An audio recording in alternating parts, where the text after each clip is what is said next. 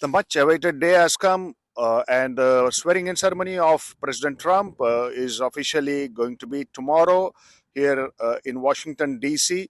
And due to the extreme weather, the swearing in ceremony has been taken indoor, despite the fact many people across the country did come down, pour into Washington, D.C. To see their favorite president swearing in ceremony. We have big screens, and at the same time we see that the special guests from various countries have already arrived, and the list of the guests include Mr. Jaishankar representing the government of India, and at the same time we have seen the Ambanis over there, and also the president of Hungary, president of Mexico, and various other countries who are coming in, along with the vice president of China, who is going to be here at the swearing in ceremony. Apart from the dignitaries, we also see the tech giant CEOs like Mark Zuckerberg and other uh, tech giant CEOs. Of course, we know Elon Musk has always been part of the camp, but other tech giant CEOs also would be part of this ceremony. And if we look at the policies, there were 4 or 5 policies which were being discussed at large, and people are confused, or people are nervous based on certain stories that are being published. But basically, the Republican camp has clearly assured that there is nothing to be scared at this time, because the policies have been worked out and the strategies have been worked out. So, to name few policies, looking at the foreign policy, the last term President Trump, in fact, had a very stern foreign policy with regards to the Middle East. With regards to the Middle East, if you see, basically he had to stop the travel. There's a travel ban that he has enacted in 2016, and maybe that may come back, or that could be one of the things that may return to his strategies or in future course of the term.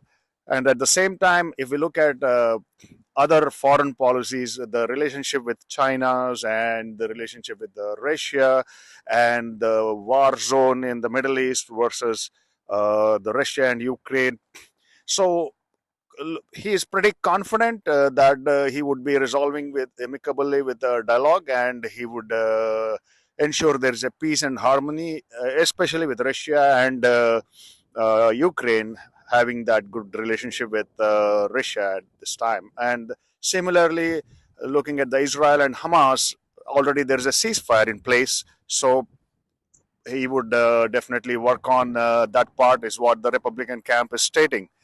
Now, coming to the immigration policy, absolutely, they have been working so hard on the immigration policy to ensure the illegal immigrants are cleaned out of the country, and they are being deported. So basically, when the very term illegal immigrants, meaning there is a illegal in that very term. So absolutely, the Trump's government is going to pretty much focus on the illegal portion of that immigration process.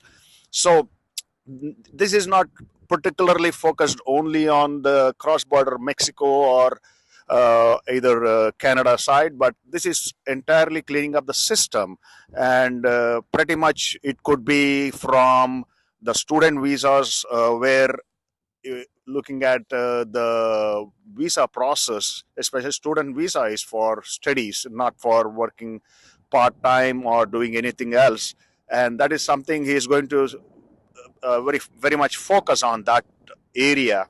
And coming to the H-1B policy, of course, we have seen certain discussions within the Republican camp that the H-1Bs would be with President Trump. We're not in favor of quashing H-1B. So that's a solace for Indian H-1B aspirants. Now, at the same time, if we look at other policies, especially where in the recent past the media stories have come up where President Trump happened to talk about acquiring Canada or the Greenlands, and also talking about Mexico being part of a 50th state or so. But these are just part of media stories, but as far as the constitution expert says, basically this may not be viable, but this is something, this has to be worked out within the Congress. And whatever President Trump has stated on the media, but that could have a different twist, because any policies or any strategies, though basically the Republican camp had a certain strategies, everything had to be worked out in Congress with the representatives sitting together on both the sides with a bipartisan dialogue. They need to work out a particular strategy and pass it as a bill like any other government does. So unless this is not in a form of bill and presented and passed, it cannot be executed. So that is one aspect.